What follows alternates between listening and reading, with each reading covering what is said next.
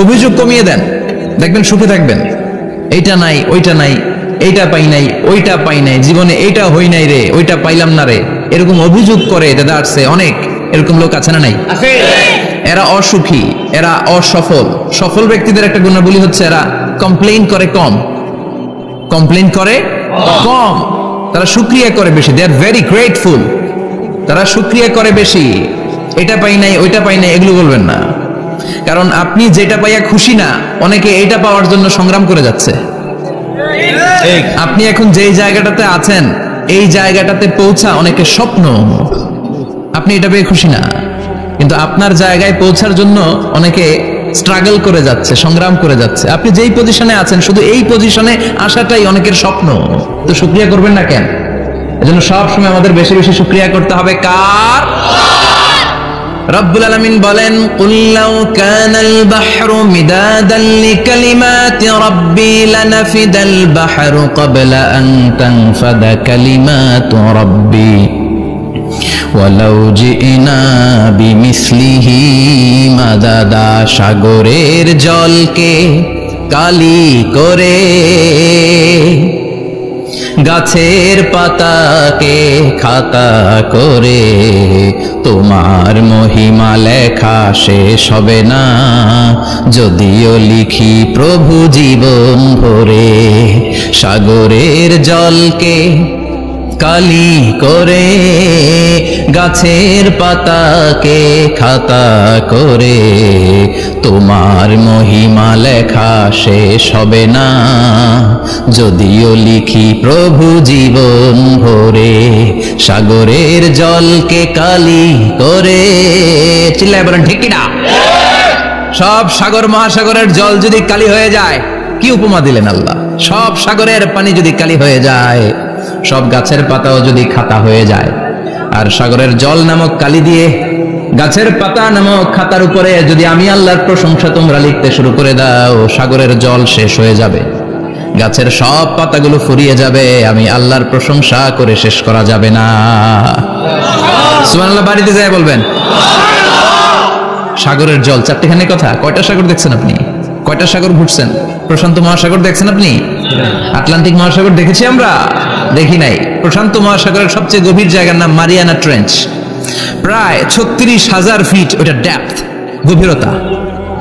কয় হাজার ফিট গভীর? আপনার বাড়ির যে পুকুর কয় হাত গভীর?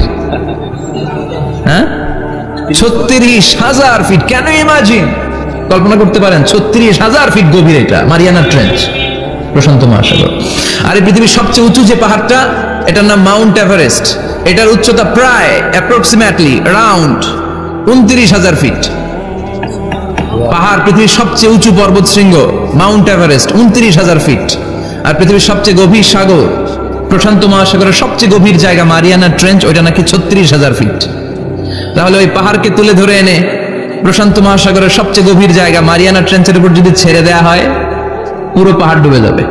সুবহানাল্লাহ নাই? পুরো পাহাড় ডুবে যাবে, উপরে পানি থেকে যাবে প্রায় 7,000 ফিট। আল্লাহু আকবার। এই পৃথিবীর দ্বিতীয় গভীরতম সাগরের নাম আটলান্টিক মহাসাগর। এই সাগরের সবচেয়ে গভীর জায়গার নাম হচ্ছে পুয়ের্টো রিকো। এই পুয়ের্টো রিকোর গভীরতা প্রায় 33,000 ফিট। কত? আর সবচেয়ে বড় পাহাড় 29,000 ফিট। তো এই সাগরেও যদি বড় পাহাড়টা, পৃথিবীর সবচেয়ে উঁচুতম পর্বত শৃঙ্গকে এনে ছেড়ে দেয়া হয়, পুরো পাহাড় পানিতে তলিয়ে তো যাবেই, এর উপরে আরো পানি থেকে যাবে 4,000 ফিট। সাগর, মহাসাগর, পানি বেশি না কম? জোরে বলেন।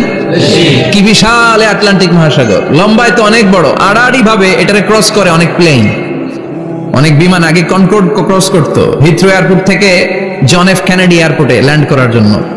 ঘন্টায় 1000 মাইল বেগে ছুটতো এই প্লেনগুলো।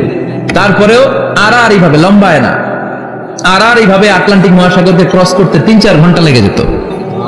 প্লেন যদি ঘন্টায় চলে 1000 মাইল বেগে, আর আটলান্টিক মহাসাগরের পাশ যেটা প্রশস্ত, এটা ক্রস করতে যদি 3 ঘন্টা লাগে, তাহলে পাশে কয় হাজার কিলোমিটার? 3000 কিলোমিটার। সুবহানাল্লাহ কইবেন না? এত বিশাল বিশাল সাগর। সাগর কি, মহাসাগর কি এই দুইটা? যে প্রশান্ত আর আটলান্টিক? না, ভারত মহাসাগর, উত্তর মহাসাগর, দক্ষিণ মহাসাগর, বঙ্গোপসাগর, কৃষ্ণ সাগর, ভূমধ্য সাগর, লোহিত সাগর, চায়না সাগর, শত শত সাগরে ভরপুর মহাবিশ্ব। এই সব সাগরের পানি যদি কালি হয়ে যায়, কি হয়ে যায়? আর পৃথিবীতে যত গাছ আছে সব গাছের পাতা যদি খাতা হয়ে যায়, গাছ কয়টা আছে কুমিল্লায়? হ্যাঁ, অভাব নাই। তো কুমিল্লাতেই যদি অভাব নাই, তাহলে আফ্রিকার জঙ্গলের কি অবস্থা? কি পরিমাণে গাছ, বৃক্ষরাজি আল্লাহ তৈরি করেছেন। এই সব গাছের পাতা যদি এরকম খাতা হয়ে যায়, আর এই সাগরের জল নামক কালি দিয়ে যদি এই খাতায় আল্লাহর জিকির লিখতে শুরু করেন, প্রশংসা লিখতে শুরু করেন, গাছের পাতাও শেষ, সাগরের পানিও শেষ, শেষ হবে না আল্লাহর জিকির আর প্রশংসা করেন। আল্লাহু আকবার। এজন্য সব সময় প্রশংসা করতে হবে একজন সত্তার, তিনি কে? সে আল্লাহ বললেন, হুয়াল আউয়ালু ওয়াল আখিরু ওয়াজ যাহিরু ওয়াল বাতিন ওয়া হুয়া বিকুল্লি শাইইন আলিম। আল্লাহ বললেন, আমার প্রশংসা করবি না কেন? আমি সবার প্রথমে, আমি সবার শেষে, আমি প্রকাশ্যে, আমি গোপনে। কার কথা? আল্লাহ। প্রথমে কে? আল্লাহ। জোরে বলেন, আল্লাহ। প্রথমে আল্লাহ আল্লাহ, শেষেও আল্লাহ আল্লাহ, আকাশে আল্লাহ আল্লাহ, জমিনে আল্লাহ আল্লাহ। পড়েন পড়েন, প্রথমে আল্লাহ আল্লাহ, শেষেও আল্লাহ আল্লাহ, আকাশে আল্লাহ আল্লাহ, জমিনে আল্লাহ আল্লাহ। আবার পড়েন, প্রথমে শেষেও আকাশে আল্লাহ আল্লাহ, জমিনে আল্লাহ আল্লাহ। নিখিল জাহান গাই গুণগান, তারে নামে গাই আমরাও গাহি তাআলা, হামদে বারি তাআলা, হামদে বারি তাআলা, হামদে বারি তাআলা। পড়েন আল্লাহু আকবার।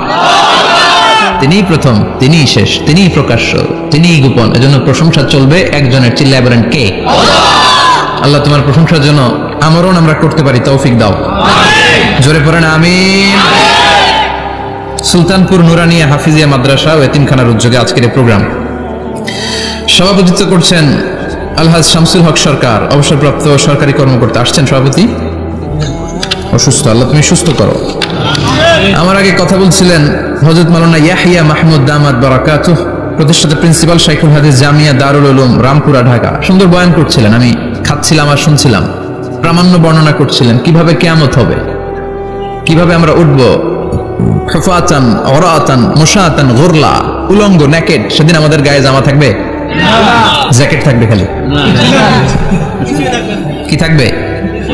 কিছু থাকবে, জামা থাকবে না, পায়ে জুতা থাকবে না, পেটে খাবার থাকবে না, খালি থাকবে চিৎকার। সেদিন থাকবে কি? মনে হয় কথাগুলো প্রতিদিন এগুলো রিমাইন্ডার দিবেন নিজেকে, যে ওই দিনটার মুখোমুখি আমি হতে যাচ্ছি, আমি কি তৈরি করেছি আখিরাতে নাজাতের জন্য। প্রতিদিন ভাবতে হবে যে দাদা চলে গেল, বাবা চলে গেল, আমিও ওই একই পথের যাত্রী। দ্য ডেস্টিনেশন ইজ সেম, গন্তব্য এক, কেউ আগে কেউ পরে। এটাই ওয়াজ, এটাই দামি ওয়াজ।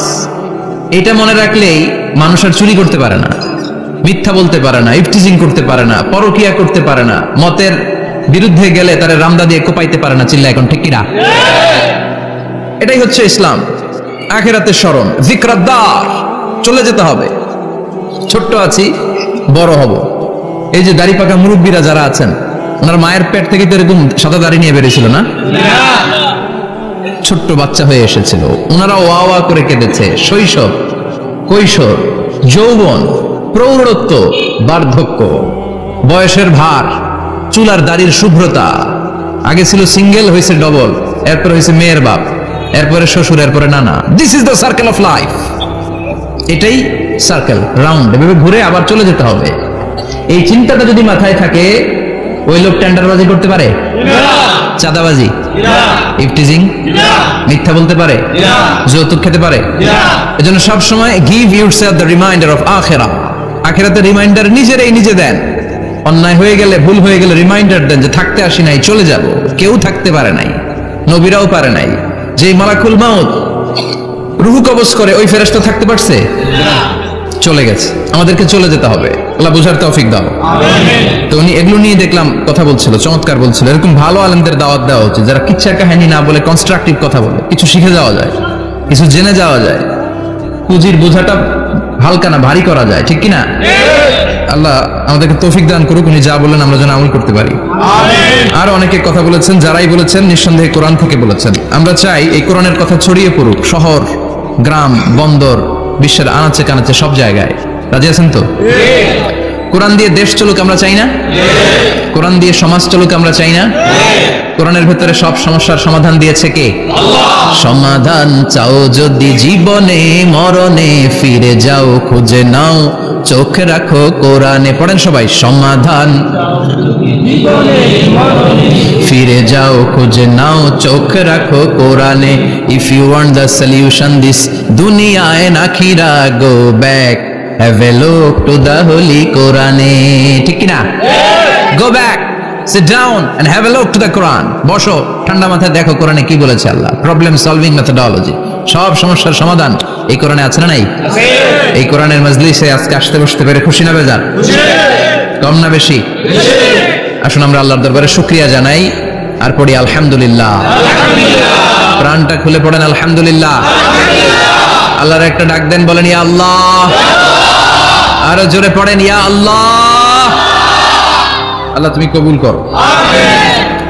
আমরা সরাসরি এই বইটা থেকে এখন কথা শুনবো। এই দেখেন, পৃথিবীর কোনো বইয়ে এত ময়লা থাকে না যত ময়লা থাকে কোরআনে। কারণ সমাধান দিবে তো, এজন্য ময়লা টয়লা নিয়ে সব সমাধান করে ফেলবে কোরআন। যত জায়গায় তাফসীর করতে যাই ধুলাবালি মিশে থাকে।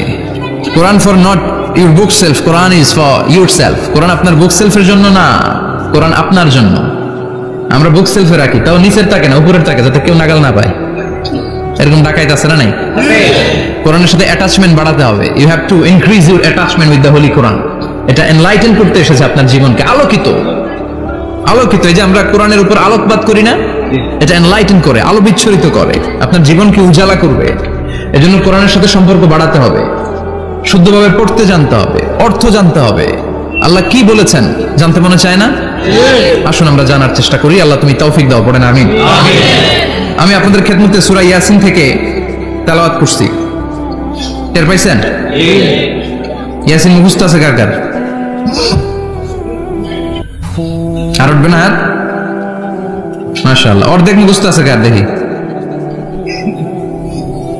আচ্ছা, প্রথম 5 আয়াত মুখস্থ আছে কার? আচ্ছা, এই সূরার নাম আজকে প্রথম শুনছেন কে কে? হাত তোলেন। নাম সবাই শুনছে তাই না? আল্লাহ কবুল করো। আরো জোরে পড়েন আমিন। তো সূরাত ইয়াসিন থেকে আজকে আমরা কথা শুনবো ইনশাআল্লাহ। পড়েন ইনশাআল্লাহ, যতটুকু আমাদের সাধ্যে কুলায়। এটা মাক্কি সূরা। সূরা ইয়াসিনটা কি সূরা? মাক্কি সূরা। বিশ্বনবীর জীবনে দুইটা পর্ব, একটা মাক্কি পর্ব, একটা মাদানী পর্ব। একটা হচ্ছে মাক্কি ইনিংস আর একটা মাদানী ইনিংস। ক্রিকেটে ইনিংস থাকে, ফার্স্ট ইনিংস, সেকেন্ড ইনিংস, বুঝতে সুবিধা না? কমন পড়ছে সবার? তো এটা হচ্ছে বিশ্বনবীর মাক্কি ইনিংসের একটা সূরা। মাক্কি ইনিংসের বৈশিষ্ট্য হচ্ছে বিশ্বনবী তাওহীদের দাওয়াত দিয়েছেন, রিসালাতের দাওয়াত দিয়েছেন, আখিরাতের কথা বলেছেন, একটু নরম নরম কথা বলেছেন। কারণ চারদিকে খালি মাইর, চারদিকে কি মাইর। কোরআনের কথা বললে মাইর আছে না? মার খেতে হয়, বকা শুনতে হয়, ঝুঁকি নিয়ে কথা বলতে হয়। চিল্লা এখন ঠিক কিনা? বিশ্বনবীরে বলা হলো এগুলো ছেড়ে দেন, এগুলো ছেড়ে দেন। সুন্দরী নারী দেব, টাকার পাহাড় দেব, ক্ষমতার চেয়ারে বসিয়ে দেব, সব দিব। এই হচ্ছে আমাদের 3 দফা। নারী দিব, সম্পদ দিব, ক্ষমতা দিব। বিষ্ণু বললেন আমার খালি 1 দফা। আমার কয় দফা? 1 দফা। লা ওয়াদাউ আশ-শামসা ফি ইয়ামিনি, সূর্য যদি ডান হাতেও দাও, ওয়াল কামারা ফি ইয়াসারি, চন্দ্র যদি বাঁ হাতেও দাও, এই কালেমার দাওয়াত থেকে 1 হাতও আমার পিছনে নেওয়া যাবে না। চিল্লা এখন ঠিক কি না? মুমিন কখনো ভয় পায় না, মুমিন কখনো পিছু হটে না, মুমিন স্ট্র্যাটেজি চেঞ্জ করে, মুমিন কৌশলী হয়। এই রাস্তা দিয়ে যাওয়া যায় না, বসে বসে কেঁদে লাভ নাই, রাস্তা আরেকটা খুঁজতে হবে, আরেকটা রাস্তা বানায় নিতে হবে। এটাই হচ্ছে মুমিনের বৈশিষ্ট্য। আল্লাহ তুমি বোঝার তৌফিক দাও। তো বিশ্বনবীর মাক্কি ইনিংসের খেলার সিস্টেম ছিল ঠ্যাক দিয়ে খেলতেন। ক্রিকেটে কি বলে যে উইকেট বাঁচায় খেলতে হবে, তোমার উইকেট যাতে পড়ে না যায়। তো ঠেকায় ঠেকায় খেলে। তো বিশ্বনবী ঠেকায় ঠেকায় খেলছেন, আর 4 ছক্কা মারছে সব মাদানী ইনিংসে। সুবহানাল্লাহ নাই? মাদানী ইনিংসে বিশ্বনবী গর্জে উঠলেন, জ্বলে উঠলেন আপন শক্তিতে। রবি না? তো বিশ্বনবী মাদানী ইনিংসে যেটা করেছেন সেটা হচ্ছে সমাজ সংস্কার করেছেন। He was a very good reformer of the society. As a father, as a husband, as a reformer of the society, as a lawgiver, as a lawmaker, as a commander, and as a messenger, Muhammad is the Superman of the world. স্বামী হিসেবে, বাবা হিসেবে, নেতা হিসেবে, নবী হিসেবে, সমাজ সংস্কারক হিসেবে, আইন প্রণেতা হিসেবে মুহাম্মদ হচ্ছেন এই পৃথিবীর জন্য সুপারম্যান। তার কোনো তুলনা হয় না, বিশ্বনবীর কোনো তুলনা হয় না। Beyondless, boundless, bottomless. তার নিয়ে কথা বলতে গেলে সময় ফুরায় যাবে, মাইকের ব্যাটারি শেষ হয়ে যাবে, মাগার কথা শেষ হবে না।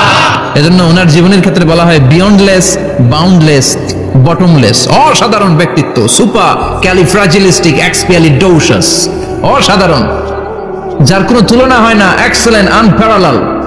মাদানী জীবনে উনি সশস্ত্র সংগ্রাম করলেন, সংস্কার করলেন সমাজটাকে, সেনাবাহিনী বানালেন।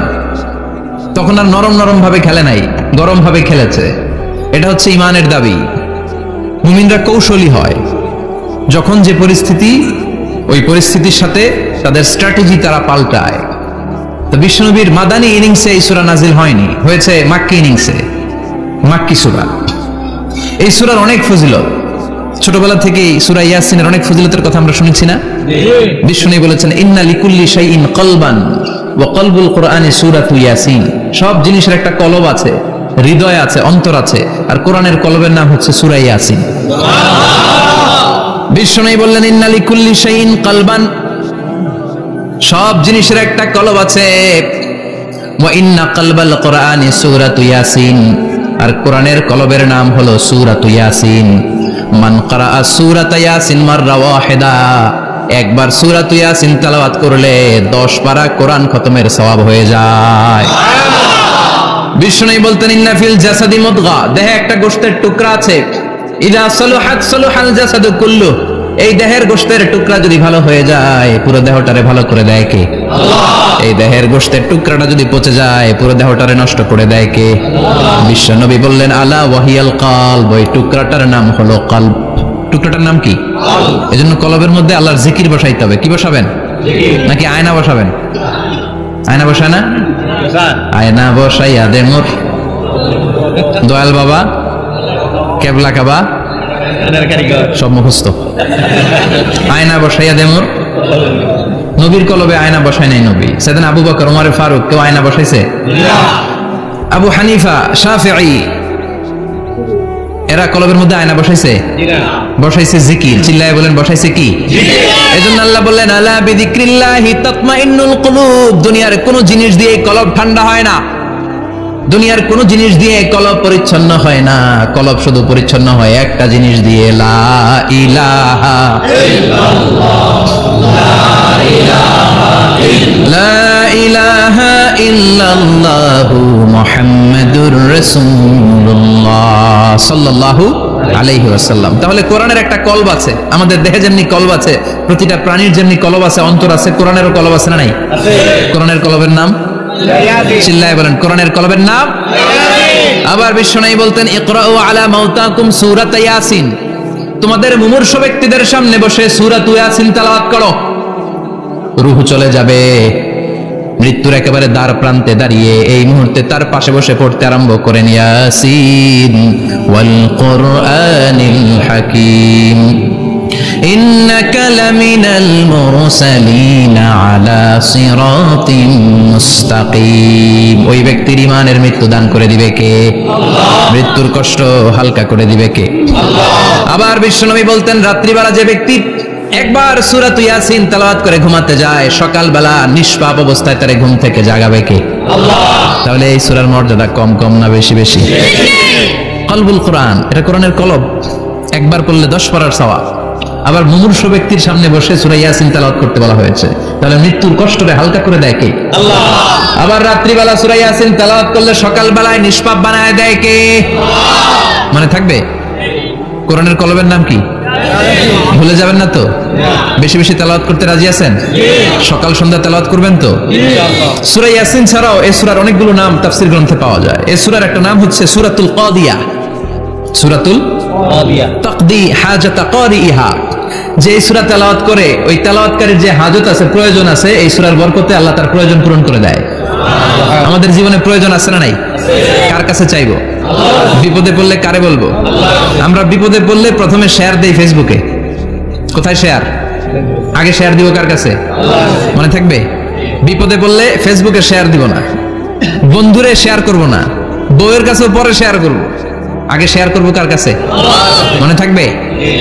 এজন্য বিশ্বনবী বলতেন এই সূরার নাম সূরাতুল কাদিয়া, মানুষের হাজত পূরণ করে দেয়। এই সূরা তেলাওয়াত করে যদি আপনি আল্লাহর কাছে কোনো বিপদ থেকে পানা চান অথবা কোনো প্রয়োজন নিয়ে দোয়া করেন, সূরার বরকতে প্রয়োজনটা পূর্ণ করে দেয় কে? আল্লাহ। কেউ যেটা পারে না পারে কে? আল্লাহ। কেউ যেটা দেয় না দেয় কে? আল্লাহ। কেউ যেটা শুনে না শুনে কে? আল্লাহ। তাহলে পেলাম সূরাতুল কাদিয়া। আরেকটা নাম আছে সূরার, সেটা হচ্ছে সূরাতুল আযীমা, সুমহান সূরা। কি সূরা? সুমহান। আযীমা, এই আযীম আর আযীমা এই শব্দ দুইটা অনেক দামি, আল্লাহ যে কোনো জায়গায় ব্যবহার করেন নাই। বিশ্বনবীর চরিত্রের উপমা দিতে যে আল্লাহ আযীম শব্দ বলেছেন, তাই না? রব্বুল আলামিন বলেন ওয়া ইন্নাকা লাআলা খুলুকিন আযীম। ও নবী, সাধারণ কোন চরিত্র আপনারে আমি দেই নাই, আপনারে আমি দিয়েছি আযীম একটা চরিত্র। খুলুকুন আযীম, and verily indeed you are on a very good standard of character। অসাধারণ চরিত্র দিয়েছে। বিশ্বনবীর চরিত্র বুঝাতে যে আল্লাহ কি শব্দ ব্যবহার করেছেন? কথা বলে না, তাফসীর শিখে যেতে হবে। কোন শব্দ ব্যবহার করেছেন? আযীম। আবার আল্লাহ নিজের পরিচয় দিতে যে আযীম বলেছেন, ওয়ালা ইয়াউদুহু হিফযুহুমা ওয়া হুয়াল আলিয়্যুল আযীম। সুবহানাল্লাহ। আকাশ জমিনের নিয়ন্ত্রণ করতে যে আল্লাহ কখনো ক্লান্ত হয় নাকি? কারণ তিনি হচ্ছেন আল আলিয়্যুল আযীম। আল্লাহু আকবার। তার মানে নবীর চরিত্রের ক্ষেত্রে আযীম, আল্লাহর নিজের সত্তার ক্ষেত্রে আল্লাহ বললেন আযীম। আবার বললেন কিয়ামতের দিন গোটা পৃথিবীটারে আমি নাড়িয়ে দেব, গোটা পৃথিবীতে একটা আমি ভূমিকম্প দিব। এই কথাও কোরআনে আছে না নাই? ইযা জুলজিলাতিল আরদু জিলজালাহা আল কারিয়াতু মাল কারিয়া। পুরো পৃথিবী কাঁপিয়ে দিব। এই কাঁপাকাঁপিটা ওই দিনের ভূমিকম্পটা কি অন্যান্য সময়ের ভূমিকম্পের মতো হবে? এই ভূমিকম্পকে আল্লাহ বলেছেন আযীম। ইন্না জালজালাতাস সাআতি লা শাইউন আযীম। সেদিনের ভূমিকম্প সাধারণ কোনো আর্থকোয়েক নয়, সাধারণ ভাইব্রেশন না, এটা আযীম। আবার আল্লাহ কোরআনকেও আযীম বলেছেন, ওয়ালাকাদ আতাইনাকা সাবআম মিনাল মাসানি ওয়াল কুরআনাল আযীম। ও নবী, আমি আপনার নিত্য পাঠনীয় সপ্তবাক্য সূরাতুল ফাতিহা দিয়েছি, সাথে সাথে কোরআনে আযীম দান করেছি। সুবহানাল্লাহ। তার মানে কোরআনের ক্ষেত্রে আযীম, কিয়ামতের ভূমিকম্প এটা আযীম, আল্লাহ নিজেও আযীম, বিশ্বনবীর চরিত্র আযীম। আবার এই সূরাটাও যেহেতু দামি, এজন্য এই সূরার নাম সূরাতুল আযীমা, সূরাতুল সুমহান সূরা। এটা যেন তেন সূরা নয়, এটা তো কোরআনের কলব। কলব ছাড়া মানুষ বাঁচে? হার্ট ফাউন্ডেশনে যেয়ে দেখবেন মানুষের কি অবস্থা। হৃদরোগ, হৃদয় যার নষ্ট, তার যে কত কষ্ট। এই যে কি পরানো লাগে এখন? রিং পরায়, এনজিওগ্রাম, এনজিওপ্লাস্টি করে আর্টারি ব্লক করে ফেলে। চর্বি, এত চর্বি আমরা খাই, এত গরুর গোশত আমরা খাই। মনে রাখবেন, যেই প্রাণীর পা বেশি ওটার ভিতরে কোলেস্টেরল বেশি। মাছের কয় পা? হ্যাঁ, নাই, এখানে নাই, মাছের পাটা নাই, কোলেস্টেরল নাই। মুরগির কয় পা? জোরে বলতে হবে। তার মানে কিছু কোলেস্টেরল আছে না নাই? গরুর কয় পা? কোলেস্টেরল বেশি না কম? এইবার কোন চিংড়ির কয় পা? সবচেয়ে বেশি কোলেস্টেরল কন্টেইন করে শ্রিম্প, প্রন, চিংড়ি। এজন্য এগুলো কম খাইতে হবে। তবে 40-এর আগে যারা আছেন ধুমায়া খান, 40-এর পরে এই যে মাটন, ল্যাম্প, ছাগলের গোশত, খাসির গোশত, চিংড়ি, এগুলো আপনার ডায়েট থেকে বাদ দিয়ে দিতে হবে। বুঝতে পেরেছেন? এজন্য এই সূরাটা যেন তেন সূরা নয়, এটা তো কোরআনের কলিজা, হার্ট, হৃদয়। এজন্য সূরাটা সূরাতুল আযীমা। সুবহানাল্লাহ পড়েন। তার মানে 1 নম্বরে পেলাম সূরাতুল কাদিয়া, 2 নম্বরে পেলাম সূরাতুল আযীমা, 3 নম্বরে সূরার আরেক নাম হলো সূরাতুল মুইম্মা। সূরাতুল মুইম্মা। মুইম্মার 2 অর্থ। এক অর্থ হচ্ছে এটার বরকতটা আম, সবার জন্য, যেই পড়ে সেই বরকত পায়, এজন্য মুইম্মা। আবার মুইম্মার আরেক অর্থ হচ্ছে যেই সূরা শত্রুকে অন্ধ করে দেয়। কি করে দেয়? এই সূরার প্রথম 9টা আয়াত যদি বিপদে পড়ে, শত্রুর কবলে পড়ে আপনি তেলাওয়াত করেন, শত্রুর চোখটারে অন্ধ করে দিবে কে? আল্লাহ। বিশ্বনবী মক্কা থেকে যখন মদিনায় যায়, হিজরতের সময় বিশ্বনবী সূরাত ইয়াসিনের প্রথম 9টা আয়াত তেলাওয়াত করলেন।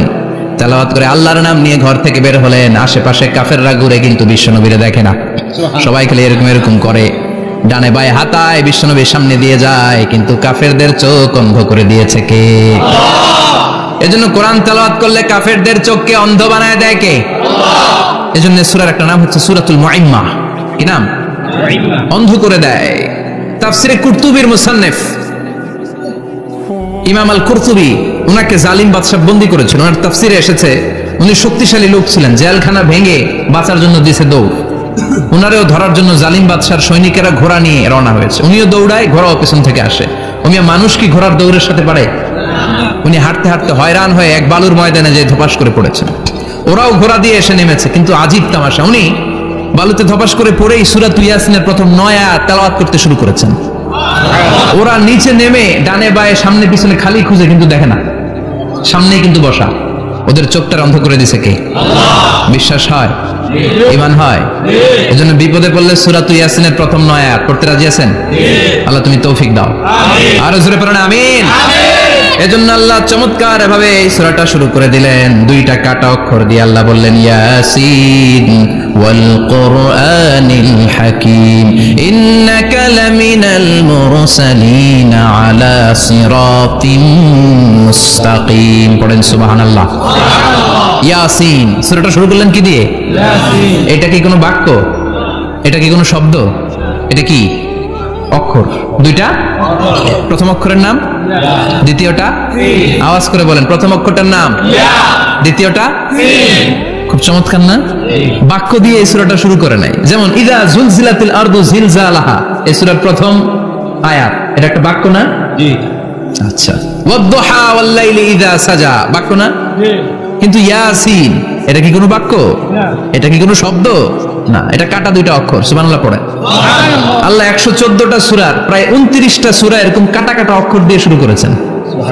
সুবহানাল্লাহ নাই? এই 29টা সূরা কখন আল্লাহ একটা অক্ষর দিয়ে শুরু করেছেন, কখনো 2টা অক্ষর দিয়ে, কখনো 3টা দিয়ে, কখনো 4টা দিয়ে, কখনো 5টা দিয়ে। একটা অক্ষর দিয়ে আল্লাহ কোরআনের সূরা শুরু করেছেন। এরকম একটা সূরা বলেন, নুন ওয়াল কলামি ওয়া মা ইয়াসতুরুন। নুন, নুন দিয়ে সূরা শুরু হয়ে গেছে। তারপরে কফ, এক অক্ষর দিয়ে সূরা শুরু হয়ে গেছে। সুবহানাল্লাহ পড়েন। সুবহানাল্লাহ। এবার বলেন 2 অক্ষর দিয়ে সূরা শুরু হয়েছে এরকম সূরা বলেন। আমিন। এত দূরে যান কেন? এটা আছে না নাই? আছে। ইয়াসিন। ইয়াসিন। সুবহানাল্লাহ পড়েন। ইয়াসিন 2 অক্ষর দিয়ে। তারপরে হামিম। এবার 3 অক্ষর দিয়ে আল্লাহ সূরা শুরু করছেন এরকম, আলিফ লাম মিম তা সিন মিম। আল্লাহু আকবার। আবার 4টা অক্ষর দিয়ে সূরা শুরু হয়েছে এরকম আছে না নাই? আবেশার কোন? আলিফ লাম মিম রা, আলিফ লাম মিম সাদ, আছে না নাই? আবার 5টা কাটা অক্ষর দিয়ে সূরা শুরু হয়েছে এরকম সূরা আছে না নাই? সূরা মারিয়ামের শুরুতে কি আছে? কাফ হা ইয়া আইন সাদ। সুবহানাল্লাহ পড়েন। এরকম প্রায় 29টা সূরা আল্লাহ কাটা কাটা অক্ষর দিয়ে শুরু করেছেন, কোনো বাক্য দিয়ে নয়, কোনো শব্দ দিয়ে নয়। কি দিয়ে? হারফ দিয়ে। হারফ, এই হারফগুলোরে বলে হুরুফ আত-তাহজ্জি বা হুরুফ আল-মুকাত্তাআত, কাটা কাটা অক্ষর। মনে রাখবেন কোরআনের আয়াতগুলো 2 ভাগে বিভক্ত, একটা মুহকাম, একটা মুতাশাবিহ। মুহকাম মানে যেগুলোর অর্থ আমরা জানি, যেগুলোর ব্যাখ্যা আমরা জানি, যেটা ইন্টারপ্রিটেশন এক্সপ্লেনেশন আমাদের জানা আছে। আর মুতাশাবিহ আমরা অর্থ জানি না, আমরা ব্যাখ্যা জানি না, এটা দিয়ে আসলে কি বুঝাইছে আমরা কেউ জানে না। জানে একজন, চিল্লায় বলেন তিনি কে? আল্লাহ বলেন ওয়া ইন কুনতুম ফি রাইবিম মিম্মা নাযালনা আলা আবদিনা ফাআতু বিসূরাতিন মিন মিসলিহি ওয়াদউ শুহাদাআকুম মিন দুনিল্লাহি ইন কুনতুম সাদিকিন। আল্লাহ বললেন ও জাহেলি যুগের লোকেরা, শোনো শোনো, এত আরবি কবিতা বানাতে পারো, এত গল্প লিখতে পারো, আরবিতে এত নোবেল বানাতে পারো, উপন্যাস বানাতে পারো, আর্টিকেল লিখতে পারো, আমার নবীর উপর যে কোরআন আমি নাজিল করেছি এই কোরআনের ব্যাপারে অন্তরে যদি কোনো সন্দেহ থাকে, বাপের বেটা হলে পারলে কোরআনের মতো একটা সূরা বানিয়ে নিয়ে আসো। পারছে? কিয়ামত পর্যন্ত কেউ পারবে? বিশ্বনবী যেই জামানাতে এসেছিলেন ওই জামানায় আরবি ভাষা সাহিত্যের উৎকর্ষতা সাধিত হয়েছিল। আরবি ভাষার এতটা উৎকর্ষ পৃথিবী কখনো দেখে নাই। কবিতা, গদ্য, পদ্য, গল্প, উপন্যাস, রচনা, প্রবন্ধ, আর্টিকেলের শৈলাপ। এই ভাষা সাহিত্যিকদের চোখে আঙ্গুল দিয়ে আল্লাহ বুঝাতে চাইলেন এত অর্থ করতে পারো, এত ব্যাখ্যা জানো, এত বড় বড় বুলিয়া ওড়াও, এত কিছু তুমি জানো, তাহলে বলো ইয়াসিন অর্থ কি? সুবহানাল্লাহ কইবেন না? তাইলে বল নুন অর্থ কি, কফ মানে কি, আলিফ লাম রা মানে কি? ফাবুহিতাল্লাযী কাফার। কেউ জানে না, কেউ উত্তর দিতে পারে না। কোন সুবহানাল্লাহ। এটা কোরআনের মুজিজা, এটার অর্থ কেউ জানে না। আর এগুলোর অর্থ নিয়ে খোঁচাখুচি করাও ঠিক না। তবে মুফাসসিরিনে ইকরাম এগুলোর কিছু অর্থ সম্ভাব্য বলার চেষ্টা করেছেন। যেমন ইয়াসিনের অর্থ ইবনে আব্বাস বলেছেন এর অর্থ হতে পারে ইয়া ইনসান, হে মানুষ। সুবহানাল্লাহ পড়েন। কেউ কেউ বলেছে এটার অর্থ হতে পারে ইয়া সাইয়্যিদ আল মুরসালিন। কেউ কেউ বলেছেন ইয়াসিন হতে পারে ইসমুল্লাহ, আল্লাহর নাম। কেউ বলেছেন এটা হতে পারে ইসমুল লিন নবী, বিশ্ব নবীর নাম। আবার কেউ কেউ বলেছেন ইয়াসিন হতে পারে এই কোরআনে কারিমের একটা নাম। কোন সুবহানাল্লাহ। এই সম্ভাব্য সব কথাগুলো বলে পৃথিবীর সব মুফাসসিররা বলতে বাধ্য হয়েছেন আল্লাহু আ'লামু বিমুরাদিহি বিহি। এটার দ্বারা আসল অর্থ যে কি এটা আমরা কেউ জানি না। জানে কে? আল্লাহ। চিৎকার করে বলতে হবে জানে কে? আল্লাহ। তাহলে ইয়াসিন মানে আমরা জানি না। ইয়াসিনের অর্থ আমরা ছেড়ে দেব কার উপর? এরপর আল্লাহ বললেন ওয়াল কুরআনিল হাকীম, প্রজ্ঞাময় বিজ্ঞানময় কোরআনের শপথ। ওয়াল কুরআনিল হাকীম, বিজ্ঞানময় প্রজ্ঞাময় কোরআনের শপথ বা কসম। ওয়াল কুরআনিল হাকীমে যে ওয়া, এই ওয়াটারে আরবিতে বলে ওয়া আল কাসামিয়া। কি বলে? ওয়া আল কাসামিয়া। কসম কাটার জন্য আল্লাহ এই ওয়া ব্যবহার করেছেন। যত জায়গায় কোরআনে আল্লাহ কসম কেটেছেন ওই কসমের শব্দটার আগে ওয়া আছে না নাই? ও মিয়া, কোরআনে আল্লাহ সময়ের শপথ করেছেন, কসম কেটেছেন, যুগের কসম কেটেছেন। যুগের সময়ের আরবি হলো আল আসর। এই আসরের আগে ওয়া আছে না নাই? কি বলছে আল্লাহ? ওয়াল আসর, ওয়াল। আবার তিন ফলের কসম আল্লাহ কোরআনে কেটেছেন। কি বলেছেন? ওয়াত্তিন মানে তিনের কসম। জাইতুনের কসম কেটেছেন, বলেছেন ওয়াজ জাইতুন। তুর পাহাড়ের কসম কেটেছেন, বলেছেন ওয়াতুর সিনিন। যত জায়গায় কসম তত জায়গায় ওয়া আছে না নাই? পাহাড়ের নামে কসম কেটেছেন, আল্লাহ বলেছেন ওয়াতুর। সূর্যের নামে কসম কেটেছেন, আল্লাহ বলেছেন ওয়াশ-শামসি ওয়া দুহাহা। সুবহানাল্লাহ কইবেন না? ফজরের নামে কসম কেটেছেন। কি বলেছেন? ওয়াল ফাজর। জিলহজ মাসের প্রথম 10 রাতের কসম কেটেছেন। কি বলেছেন? ওয়া লায়ালিন আশর। জোর আর বেজরের কসম কেটেছেন, আল্লাহ বলেছেন ওয়াশ-শাফঈ ওয়াল ওয়াতর। সূরা ইয়াসিনে কাটা কাটা দুইটা অক্ষরের পরে রব্বুল আলামিন কোরআনের কসম কেটেছেন। এজন্য আল্লাহ বলেছেন ইয়াসিন ওয়াল কুরআনিল হাকীম। ইয়াসিন ওয়াল কুরআনিল হাকীম, প্রজ্ঞাময় বিজ্ঞানময় কোরআনের শপথ। কোরআনের মধ্যে বিজ্ঞান আছে না নাই? বেশি না কম? বিশ্বাস হয়? নাস্তিকদের কথা বিশ্বাস হয়? নাস্তিকরা বলে কোরআনের মধ্যে বিজ্ঞান নাই, কোরআনের মধ্যে সায়েন্স নাই, কোরআনের ভেতরে টেকনোলজি নাই। কিন্তু কোরআন বলে এমন কিছু নাই, মানুষের প্রয়োজনীয় এমন কিছু নাই যেটা আমার ভিতরে নাই। আল্লাহু আকবার। আল্লাহ বললেন মা ফাররাতনা ফিল কিতাবি মিন শাই, কিতাবের মধ্যে আমি কিছু বাদ রেখে দেই নাই। ইতিহাসের কথা বলেছি, পাতালপুরীর কথা বলেছি, ঊর্ধ্ব জগতের কথা বলেছি, মহাকাশের কথা বলেছি, cosmology, astrology, geology, zoology, botany, human anatomy, embryology, সব কিছুর কথা কোরআনের মধ্যে দিয়েছে কে? আল্লাহ। কোরআনের ভেতরে মানুষের কথা আছে না নাই? আছে। কোরআনের মধ্যে গাভীর কথা আছে না নাই? আছে। গাভীর কথাও আছে। কই আছে? হ্যাঁ, সূরাতুল বাকারা, গাভীর সূরা। সুবহানাল্লাহ কইবেন না? সুবহানাল্লাহ। মানুষের কথা আছে সূরাতুল ইনসান, জিনদের কথা আছে সূরাতুল জিন, মাকড়সার কথা আছে সূরাতুল আনকাবুত, মৌমাছির কথা আছে সূরাতুন নাহল। মৌমাছির কথা বলেছেন, দুধের কথা বলেছেন, প্রাণীর কথা বলেছেন, খাদ্যের কথা বলেছেন, মানুষের দেহ বৈশিষ্ট্যের কথাও বলেছেন। চিৎকার করে পড়েন আল্লাহু আকবার। আল্লাহ বললেন ওয়া আওহা রাব্বুকা ইলান নাহলি আনিত্তাখিযি মিনাল জিবালি বুয়ুতাও ওয়া মিনাশ শাজারি ওয়া মিম্মা ইয়ারিশুন। সুবহানাল্লাহ পড়েন। ওয়া আওহা রাব্বুকা ইলান নাহল, আল্লাহ মৌমাছির কাছে সিক্রেট মেসেজ পাঠিয়েছেন। সুবহানাল্লাহ পড়েন। ওহীকে আরবিতে বলে সিক্রেট মেসেজ। সায়েন্টিফিক আলোচনা শুরু হইতেছে, মনোযোগ আছে না গেছে? জিমানি ধরছে? হ্যাঁ, মনোযোগ আছে না গেছে? তাকবীর দেওয়া যাবে? জোরে না আসতে? শুরুতে বিবাহিতরা দেন, এরপরে অবিবাহিতরা দেন, এরপরে সবাই মিলে দেন। বিবাহিত কারা কারা দেখি?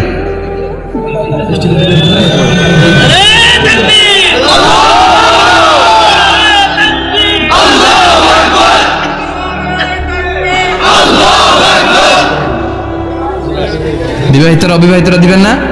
শুরুতে বিবাহিতরা দেন। তারপরে অবিবাহিতরা দেন, তারপরে সবাই মিলে দেন। বিবাহিতরা রেডি? দেখবো কাদের গলায় জোর বেশি। দেখি দেখি, বিবাহিতরা দেন। লিল্লাহি তাকবীর। মাশাআল্লাহ। এবার অবিবাহিতরা রেডি? আওয়াজ নাই, হেরে যাবে আজকে, হেরে যাবে। রেডি? তাকবীর দাও, লিল্লাহি তাকবীর।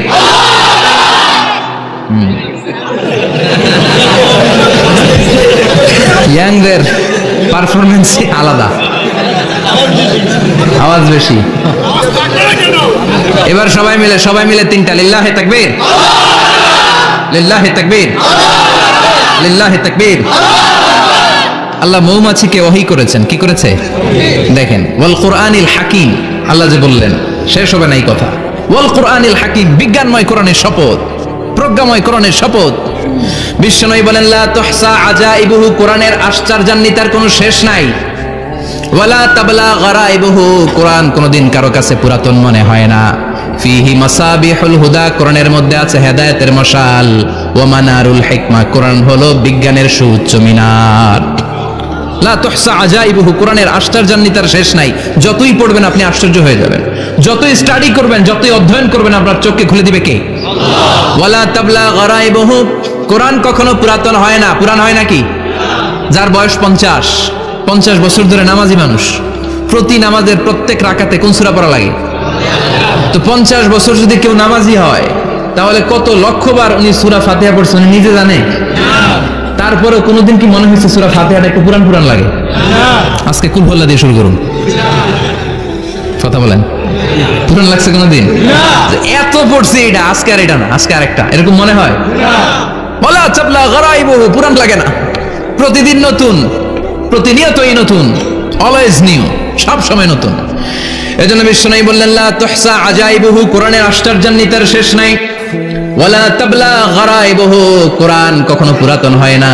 ফিহি মাসাবিহুল হুদা, কোরআনের মধ্যে আছে হেদায়েতের মশাল। ওয়া মানারুল হিকমা, কোরআন হলো বিজ্ঞানের সুউচ্চ মিনার। সুবহানাল্লাহ। আল্লাহ বললেন, ওয়া আওহা রাব্বুকা ইলান নাহাল, আমি মৌমাছির কাছে মেসেজ দিলাম, সিক্রেট মেসেজ।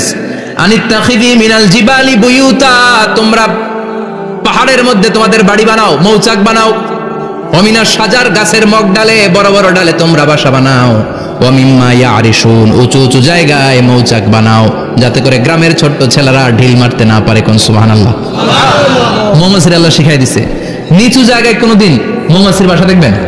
নিচু জায়গায় সহজে নাগাল পাওয়া যায়, ধরা যায়। কথা কোন? ডাল বেয়ে মগ ডালে ওঠা লাগে মধু খাইতে চাইলে। চিল্লায় বলেন ঠিক কিনা?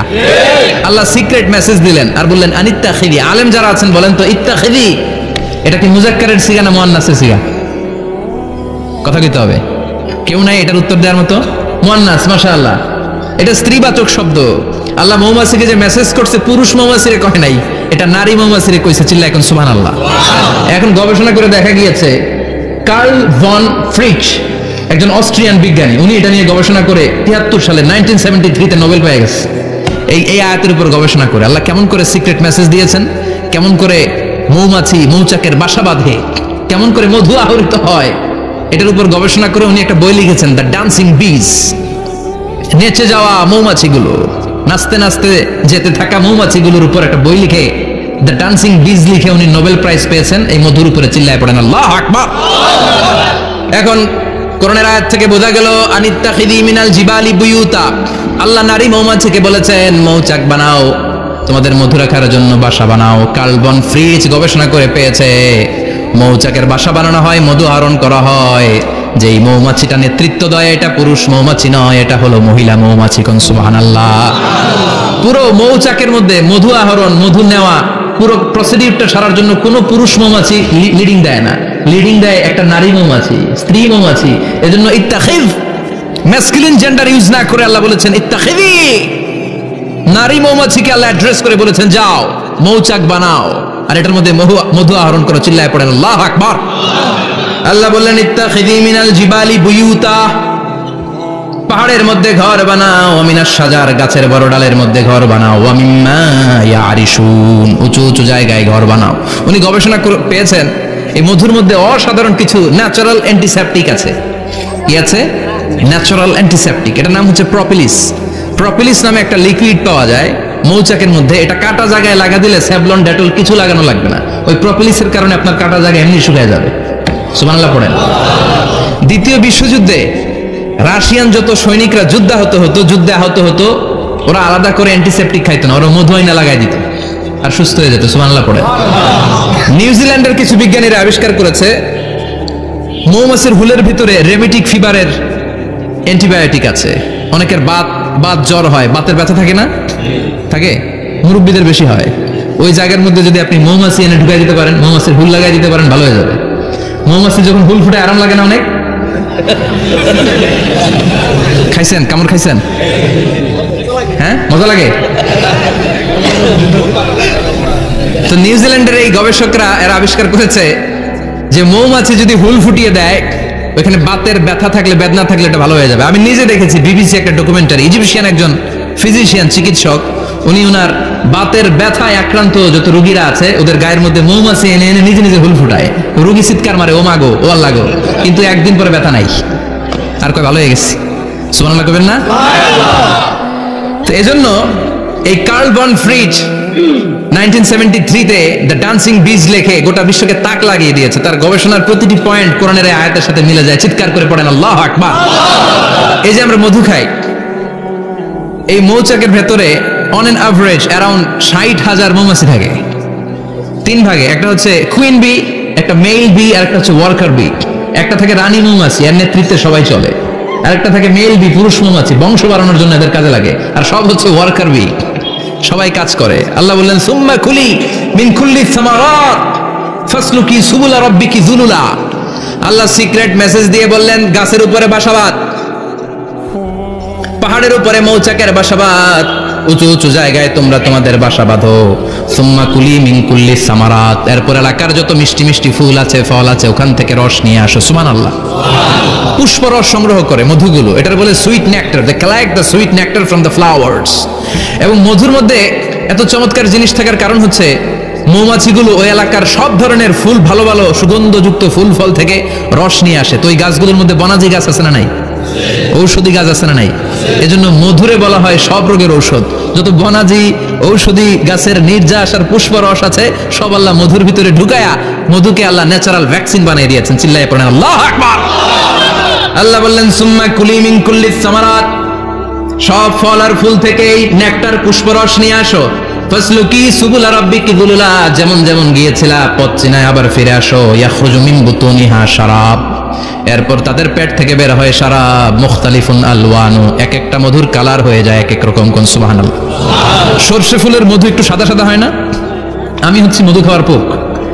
আমি দেশে বিদেশে যেখানে গিয়েছি ফ্রেশ হানি আমি অনেক খুঁজেছি। ইয়ামানি একটা মধু পাওয়া যায়, ইয়ামানের সাওয়াহিলি এলাকায়, পাহাড়ি এলাকায়, একেবারে কুচকুচে কালো।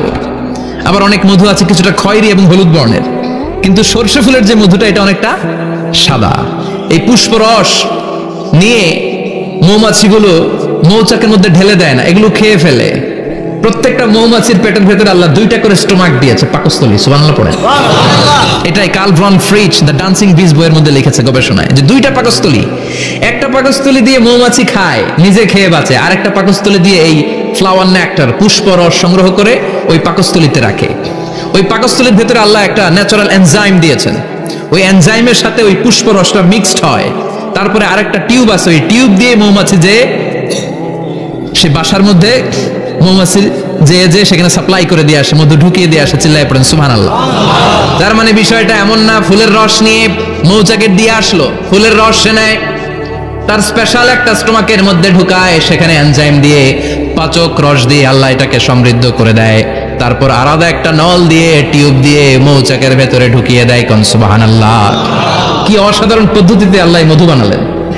আর কি সুন্দর মধু হাতের মধ্যে লয়া জিহ্বা দিয়া চাটে আর গান গায়, মধু হই হই বিষাবাইলা।